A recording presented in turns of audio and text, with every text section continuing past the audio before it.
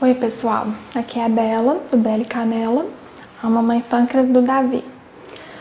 Olha, eu sei que a vida tá corrida para todo mundo, eu sei que muitas vezes é quase impossível você preparar sua própria refeição na sua casa, você planejar suas refeições de cada dia, eu entendo isso. Agora, eu também posso te falar que é totalmente possível você comer fora de casa e você fazer as escolhas corretas. Pensando na sua glicemia, pensando no seu diabetes, você deve escolher sempre os produtos in natura ou os produtos minimamente processados. Você precisa de limite em relação aos produtos processados e evite o máximo possível os ultraprocessados.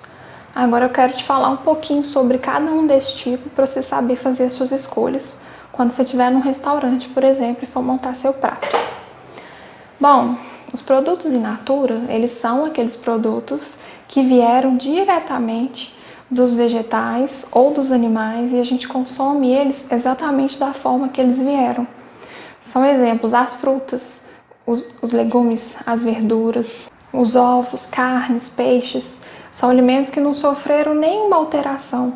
Alimentos minimamente processados são alimentos in natura que antes da gente consumir passaram por processos de limpeza, remoção de partes que a gente não come, processos de resfriamento, congelamento, fermentação. Processos muito simples e que, de maneira geral, servem apenas para aumentar a durabilidade desse alimento, para ter uma conservação melhor, processos de embalagem e para deixar o paladar daquele produto melhor, para tornar ele mais apelativo para a gente. Mas eles não sofrem acréscimo de outras substâncias. Nós temos como exemplos grãos que são secos, embalados e são triturados, transformados em farinhas, carnes que são embaladas, congeladas, leite pasteurizado, entre outros. Já os alimentos processados sofreram pequenas modificações, mas sofreram sim. E essas modificações também com os mesmos objetivos, de tornar os alimentos in natura ou minimamente processados com uma data de conservação de validade maior e com um sabor mais agradável para o nosso paladar. Só que para conseguir alcançar esses objetivos, geralmente há o acréscimo de sal ou açúcar, ou eventualmente, em alguns casos, são usados óleos e vinagre.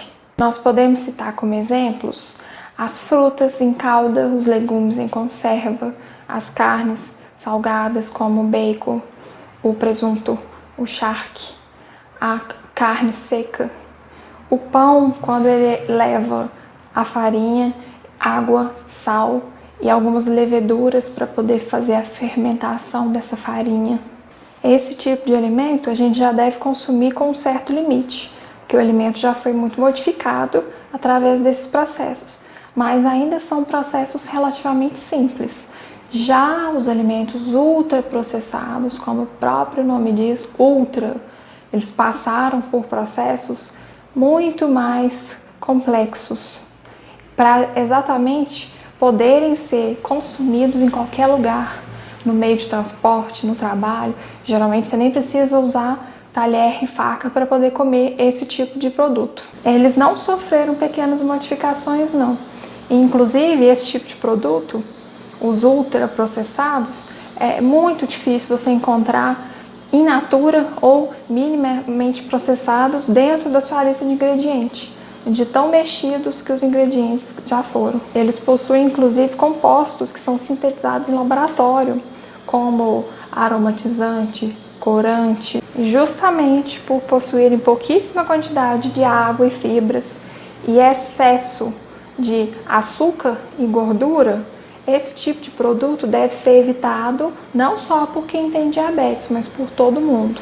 Eles possuem elevada carga glicêmica e podem levar não apenas à obesidade e ao diabetes, como também ao desenvolvimento de problemas cardíacos, de câncer Então, os alimentos ultraprocessados devem ser retirados completamente do seu cardápio. Alguns exemplos de alimentos ultraprocessados são os biscoitos doces ou salgados, os chips, sorvete, guloseimas de maneira geral, barras de cereal, cereal matinal, macarrão instantâneo, vários tipos de prato que já vêm prontos ou semi-prontos, sucos artificiais, refrigerantes, bebidas lácteas.